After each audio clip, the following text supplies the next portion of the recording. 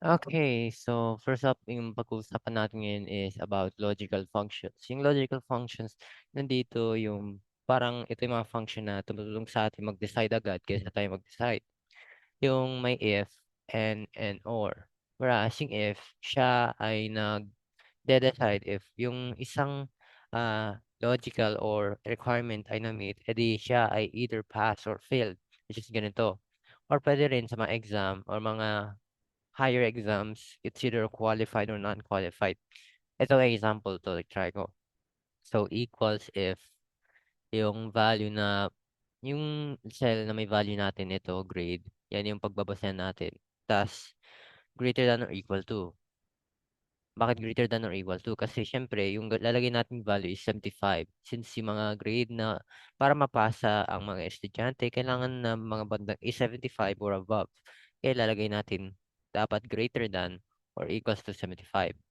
Comma, quotation mark, kailangan nyo lagay yan. Tapos lalagay ko pass in all capital letters. Tapos quotation mark ulit. Ito yung ilalagay ng if function natin if na-meet niya ang requirement. Pero lalagay natin ang paano kapag hindi niya na-meet. Jadi lalagay natin quotation mark, all caps, failed, quotation mark, close parenthesis. Tapos if in-enter ko to, dapat siya ay failed kasi hindi naman siya bad nag-75 or greater. Yan, ganyan. Pero baka tanongin nyo, paano kapag hindi ito nakaka-caps lock? Tingnan natin. Ganun pa rin. Failed. Pero hindi, nakabase pa rin siya dito sa kung ano type natin. Tapos if gusto nyo ilagay para sa lahat, gamitin nyo yung fill handle.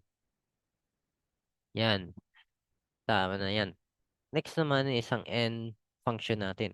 Ang end function naman is may dalawa siyang requirements na dapat ma-meet ng value.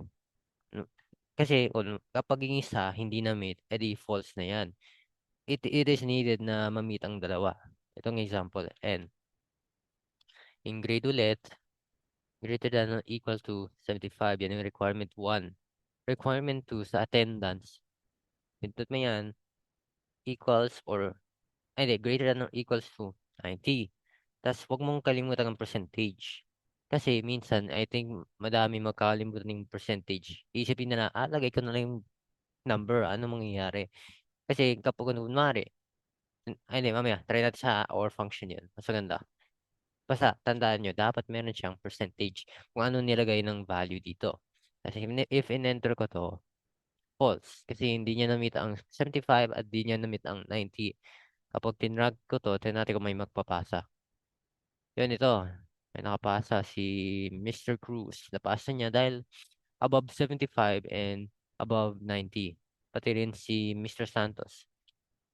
Above 75 and slightly above 90. Yung mga false dito kasi hindi niya na kunwari, nakapasa naman siya dito sa grade, pero ang attendance niya is like 87, and 87%. Ang kailangan is 90%, ay 98% or above, kaya false.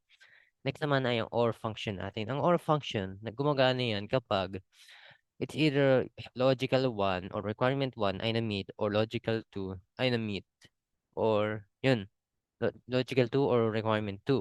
Kapag na-meet ang isa man dyan, magiging true yan. Kunwari, 74. Same lang. 74 is equals to or greater than or equals to 75, comma, E3 equals or greater than 90. Ito yung example, ito yung sinasabi ko na what if makalimutan ko ang percentage? Ano mangyayari? Magana pa ba yan? Dito, di ba false? Tama naman false kasi hindi niya na-meeting dalawa. Paano kapag, oops, wala, wait lang. Okay. Paano kapag ganito ko? Naging true pa rin.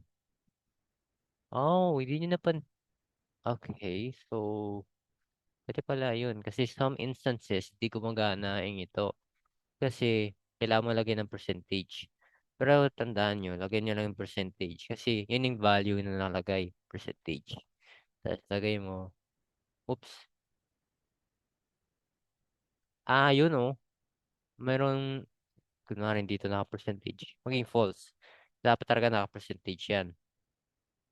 Yan. As you can see, kunwari, si Mr. Cruz, napasa niya ang 75 above at hindi niya napasa yung attendance na above 90 or equal to 90 pero true pa rin kasi napasa niya yung isa. Yung mga knock-falls dito, of course, hindi niya napasa yung dalawa. And I think that's about it para sa logical functions.